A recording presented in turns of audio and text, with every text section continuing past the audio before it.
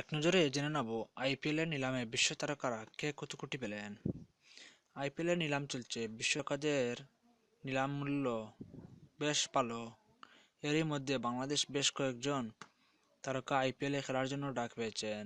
নিলামে 7 কোটিতে যুবরাজ দলে নিল সানরাইজ, 4.8 কোটি টাকায় মিচেল মার্শকে নিল পুনে সুপার জায়ান্ট, 2 কোটি টাকায় বেঙ্গালুরু চ্যালেঞ্জার্স নিল স্টুয়ার্ট বিনিকে, 1 কোটি টাকা ইরফান পাঠানকে নিল পুনে সুপার জায়ান্ট, 2.3 কোটি টাকায় দীনেশ কার্তিককে নিল গুজরাট লায়ন্স,